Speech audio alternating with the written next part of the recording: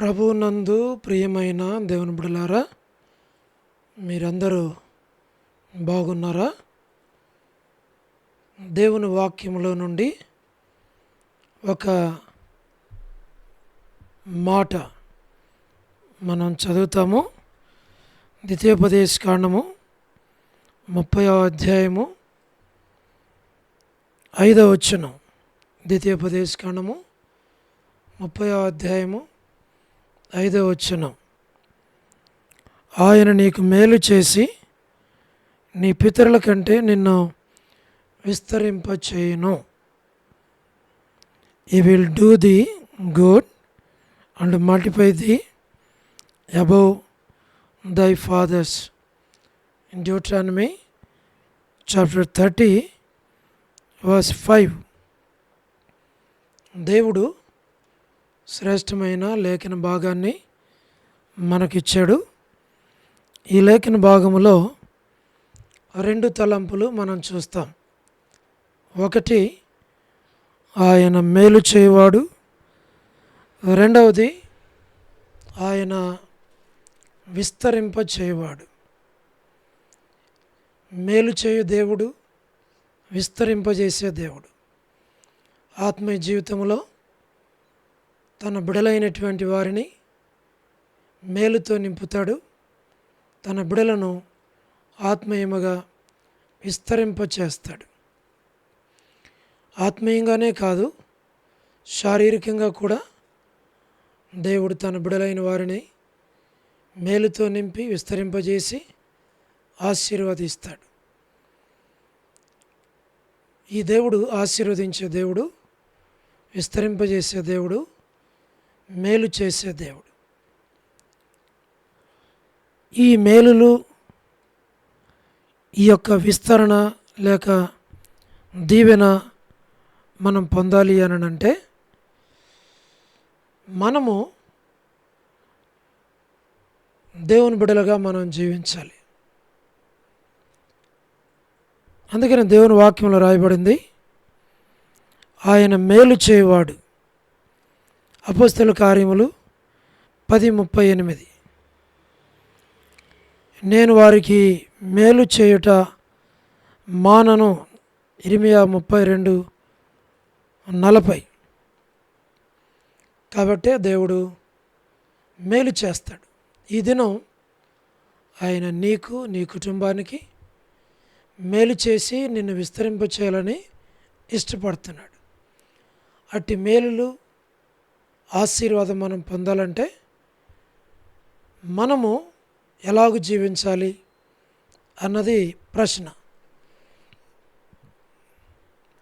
నిర్గమాకాండం 18:9 ఇశ్రాయేలునకు మేలు చేయ దేవుడు. మనం ఇశ్రాయేలుగా చేయబడి మార్చబడిన ఇశ్రాయేలుగా జీవించినప్పుడు దేవుని మేలును మనం పొందుతాం. రెండవది, కీర్తన 31:19 భయభక్తులు గల వారికి ఆయన మేలు చేస్తాడు. అంటే దేవుని యందలి భయము, భక్తి కలిగి జీవించినప్పుడు దేవుని మేలును మనం పొందుతాం. అది రెండవది. మూడవది మనం జ్ఞాపకం చేసుకున్నట్లయితే 34వ కీర్తన 10వ వచనం, ఆయనను ఆశ్రయించు వారికి ఆయన మేలు చేస్తాడు. జీవితంలో దేవుని ఆశ్రయించుట మనం నేర్చుకొని ముందుకు సాగుతూ వచ్చినప్పుడు దేవుడు నిశ్చయముగా మేలు చేస్తాడు. నాలుగవది, 84వ కీర్తన 11వ వచనంలో యథార్థముగా ప్రవర్తించే వారికి ఆయన మేలు చేస్తాడు. మన జీవితంలో మనం యథార్థంగా ప్రవర్తించినప్పుడు దేవుని మేలును మనం నిశ్చయముగా అనుభవిస్తాం, పొందుతాం. ఐదవది, రూతు 3:1 బోయజ్ అంటాడు, కుమారి నీకు నేను మేలు చేయ విచారించదను.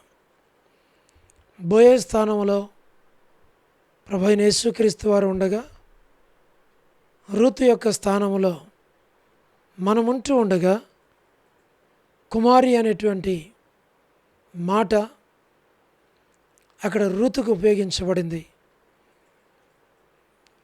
కాబట్టి నీవైనా నేనైనా మనమైనా కుమారులుగా కుమార్తెలుగా దేవుని కొరకు మనం జీవించినప్పుడు బోయేజు స్థానంలో ఉన్న మన ప్రభు తప్పకుండా మన యొక్క మేలును విచారించి మనకు మేలు చేస్తాడు.